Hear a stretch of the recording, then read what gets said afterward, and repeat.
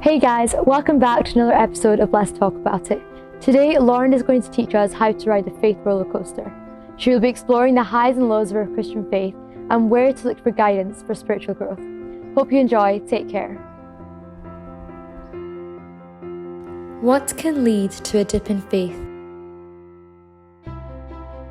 So the faith rollercoaster, I think that's something that everybody goes through throughout their lives, and it's different for each person. For one person, it might mean that complete detachment from God, whereas for someone else, it just might mean missing out on their prayer sessions or Bible sessions on that one day. So it really depends on the problems that you have in your life.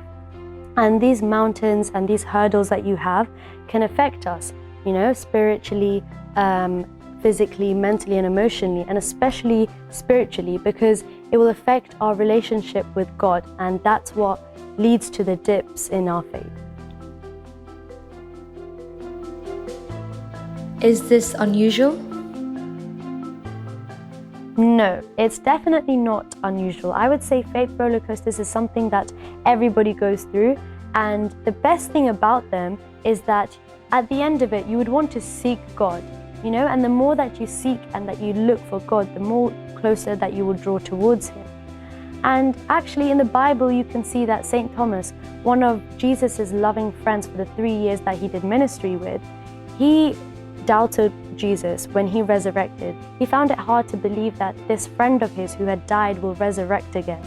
But at the end of the day, Jesus did, no matter what, and he came to St. Thomas and consoled him. So just like that, these dips in our faith will draw us closer to God. How do you spiritually get yourself back up? So spiritually getting myself back up is one of the hardest things I experience, but here are my 3 go-tos. So my first one, time. I think time is so important. In our busy scheduled life, we even have time to schedule our problems in. So scheduling that extra time to spend with Jesus, just you and Him in a closed room, I think is so important. Secondly, faith journal. Personally, I have a faith journal that I write down all my feelings, what I'm feeling. It could be a love letter to Jesus, or even if I'm feeling a bit angry or upset at God, I would write that down too. Or sometimes even if I meditate upon the Bible, I would write that Bible verse down, and it would really help me spiritually grow.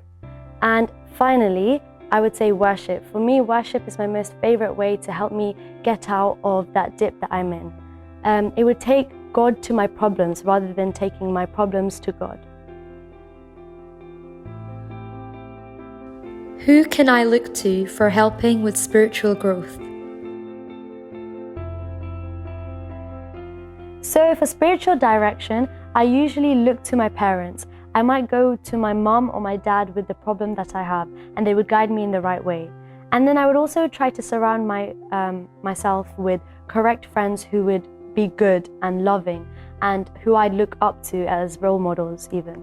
And also, I think what's more important is spiritual directors in our lives. This might be your priest or someone else who is mature in their faith that might help you out. What scriptures can I read to help me spiritually grow? So I think it's during the low points in my life that Jesus has spoken to me. And it's usually when I open that Bible up and I read the verse that would really touch my heart, and it would feel like Jesus is actually having a conversation with me. And one of my most favorite verses is Matthew 5:14.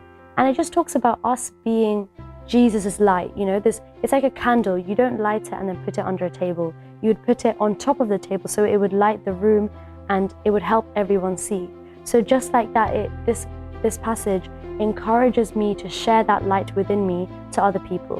And another verse that helps me spiritually grow is Psalms 121, verses 1 to 5.